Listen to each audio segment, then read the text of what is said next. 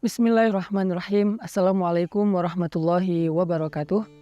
Teman-teman, kita bertemu lagi dalam program Libatin Allah. Dan di episode kali ini, saya ingin membahas tadabbur dari dua ayat Al-Quran di dalam surat yang berbeda, tetapi dia nyambung karena kisahnya sama, yaitu kisah perjalanan hidup Nabi Musa alaihissalam. Di dalam surat Toha ayat 46, Allah Subhanahu wa taala berfirman, A'udzu billahi minasyaitonir rajim. Bismillahirrahmanirrahim. Qala la takhafa innani ma'akuma asma'u wa ara. Allah Subhanahu wa taala berfirman kepada Musa dan Harun, "Wahai Musa dan Harun, la takhafa. Janganlah kalian takut berdua. Innani ma'akuma asma'u wa ara. Sesungguhnya aku bersama dengan kalian mendengar dan melihat." Ayat yang kedua adalah di surat Asy-Syu'ara ayat 62. Allah Subhanahu wa taala berfirman, Bismillahirrahmanirrahim. Qala kalla inna ma'iya rabbi sayahdin. Musa berkata, sekali-kali tidak, sesungguhnya bersamaku ada Robku yang akan memberikan jalan kepadaku. Dua ayat ini tuh sebetulnya memberi kita sebuah nasihat tentang bagaimana cara kita melibatkan Allah dalam urusan hidup kita, bahkan sejak awal sampai akhir. Jadi bukan hanya melibatkan Allah di awal aja, atau melibatkan Allah di akhir ketika udah mentok. Tetapi ini gimana cara melibatkan Allah sehingga muncullah ma'iyahnya Allah, kebersamaan Allah dalam urusan kita, dalam hidup kita dari sejak awal sampai akhir. Gimana caranya? Kalau kita belajar dari tadabbur surat Toha ayat 46, ternyata cara melibatkan Allah dalam urusan kita itu sejak awal itu adalah pastikan bahwa yang kita lakukan itu memang sesuatu yang ada hubungannya dengan Allah. Artinya kita melakukan sesuatu itu di jalan Allah, fi sabilillah. Ketika kita fi sabilillah berada di jalan Allah, baik dalam urusan karir, fi sabilillah dalam urusan hubungan, fi sabilillah dalam urusan keluarga, fi sabilillah dalam urusan belajar, fi sabilillah dalam urusan apapun dalam hidup kita, kalau kita fi sabilillah, niatnya itu karena Allah dan ada hubungannya dengan agama Allah, dengan Islam, dengan dakwah, maka Allah pasti terlibat. Karena Allah selalu terlibat kepada hamba-hambanya yang berjalan di jalannya. Kisah Nabi Musa, waktu itu Nabi Musa diutus oleh Allah, Idhab ila Fir'aun, pergilah kamu kepada Fir'aun, lalu berdakwahlah kepada Fir'aun. Sehingga ketika Nabi Musa mau bertemu dengan Fir'aun, Allah bilang, wahai Musa dan Harun, gak usah khawatir, aku bersama kalian kok. Aku akan mendengar, aku akan melihat, aku akan menyaksikan, aku akan terlibat dalam urusan kalian sejak awal. Sehingga gimana cara kita untuk men-switch niat kita supaya apa yang kita lakukan itu ada hubungannya dengan Allah. Sederhana sih, kita coba renungkan apa sih hubungannya antara yang kita kerjain itu dengan ibadah. Apa hubungannya antara yang kita kerjain itu dengan dakwah. Misalnya teman-teman dalam urusan karir. Coba kuatin niat bahwa kalau saya sukses, insya Allah saya akan membantu orang lain. Kalau saya sukses, saya akan bersedekah. Kalau saya sukses, saya akan menjadi orang yang lebih bermanfaat. Kalau saya sukses, saya akan bangun masjid, pesantren, sekolah, dan bla bla bla. Itu artinya kita mengkonektingkan antara proyek dunia kita dengan proyek langit. Nah disitulah berarti kita fisabilillah. Atau misalnya gini, kalau saya dapat proyek ini, insya Allah saya mau mengumrohkan ibu saya, mau mengumrohkan guru saya. Itu berarti kan ada hubungannya dengan agama Allah atau ibadah.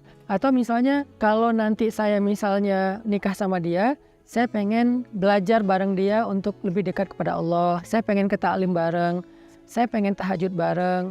Kalau saya udah menikah, nanti saya akan lebih baik dalam menjaga diri dari dosa-dosa dan seterusnya. Ini adalah cara kita nge-switch antara apa yang sedang kita lakukan dengan Allah Subhanahu wa taala. Itu cara melibatkan Allah di awal. Makanya ketika Nabi Musa pulang kampung nih dari Madian ke Mesir, Nabi Musa itu bukan cuma niat mudik, tapi ada misinya ketika mudik. Apa misi Nabi Musa ketika mudik? Misinya adalah idhab ila Fir'aun innahu tagha, berangkat untuk bertemu Firaun dan mendakwahi Firaun supaya bisa membebaskan Bani Israel, arsil ma'iyya Bani Israel, bebaskan Bani Israel, dan mengajak Firaun untuk taubat, untuk menyembah Allah Subhanahu wa taala. Itu adalah misi Nabi Musa ketika mudik. Jadi bukan cuma pulang kampung. Artinya apa yang kita lakukan itu harus kita coba cari poin apa hubungannya dengan Allah, poin apa hubungannya dengan ibadah, poin apa hubungannya dengan dakwah. Itu harus selalu muncul dalam hidup kita. Jadilah seorang misionaris kebaikan, jadilah seorang agen kebaikan yang ada hubungannya dengan Allah Subhanahu wa taala. Maka apapun yang kita lakukan itu Allah terlibat. Apapun Allah terlibat. Kemudian ketika dalam perjalanan bagaimana melibatkan Allah sampai di akhir? Belajar dari surah Asy-Syu'ara tadi, yaitu kalla inna ma'iya rabbi sayahdin. Ketika pengikut Musa bilang, ya Musa, kita ini celaka, kita akan ketangkap sama Firaun, kita akan dibunuh sama Firaun, kita udah mentok, di depan kita laut, di belakang kita tentara. Nabi Musa bilang kepada kaumnya supaya mereka tidak berputus asa dari ma'iyah atau kebersamaan Allah. Kata Nabi Musa, kalla, enggak seperti yang kalian anggap bahwa Allah enggak terlibat, kita sendiri, kita ditinggalkan, kita bakal dibunuh, kita bakal disakiti sama tentara Firaun. Kalla, enggak kayak gitu. Inna ma'iya rabbi sayahdin. Kok bisa Nabi Musa bilang kayak gini? Sesungguhnya bersamaku ada Robku yang akan memberikan jalan. Karena Nabi Musa percaya dengan janji Allah yang tadi di surat Thaha. La takhafa inni ma'akuma asma'u wa ara. Aku bersama kalian wahai Musa dan Harun. Sehingga ketika mentok Nabi Musa percaya dengan janji Allah bahwa Allah la yukhliful mi'ad. Gak pernah ingkar janji. Sehingga ketika Nabi Musa berbaik sangka kepada Allah, tetap berharap pada Allah, sementok apapun kondisi beliau, sesulit apapun kondisi beliau, maka kemudian Allah menunjukkan keajaiban, wahai Musa, pukullah tongkatmu di batu. Ketika dipukul akhirnya batu karang itu membuat laut terbelah dan Allah yahdin, memberi jalan kepada Nabi Musa dan pengikutnya, atau memberi arah kepada Nabi Musa dan pengikutnya untuk mereka menyeberang. Nah, ini adalah cara melibatkan Allah yang kedua. Jadi yang pertama adalah tetap di jalan Allah, yang kedua tetap berharap dan berprasangka baik kepada Allah walaupun udah mentok, seperti materi kita sebelumnya. Karena Allah berjanji, walladzina jahadu fina lanahdiyannahum subulana. Orang-orang yang tetap di jalan kami, berusaha untuk tetap istiqomah, pasti kami akan memberikan jalan-jalan kami. Arti jalan-jalan di sini itu banyak solusi, bukan cuma satu solusi. Sehingga teman-teman yang dirahmati Allah SWT, belajar dari kisah surat Asy-Syu'ara dan surat Thaha, kisah Nabi Musa ini, sederhana sih cara melibatkan Allah dalam urusan hidup kita. Di sini cara ngelibatinnya. Dengan apa? Dengan ikhlas dan sikoh. Dengan ikhlas di awal dan tetap sikoh sampai akhir. Sikoh di sini artinya tetap yakin dan percaya kepada Allah sampai akhir. Nggak pernah berputus asa, nggak pernah berburuk sangka, nggak pernah mengeluh sampai akhirnya meragukan kebesaran Allah. Enggak. Dia tetap bahwa Allah ada bersama saya karena saya masih di jalan Allah. Sehingga yang harus kita pastikan itu dalam hidup kita itu adalah apakah kita masih on the track? Apakah kita udah ke distract selama ini? Ke distract hatinya, ke distract langkahnya.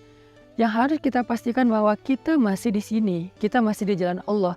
Sehingga apapun masalah yang kita hadapin, kalau masih di jalan Allah, ya udah santai aja. Ada Allah kok yang membersamai kita dan Allah Maha Kuasa untuk membuka jalan-jalan keluar untuk kita.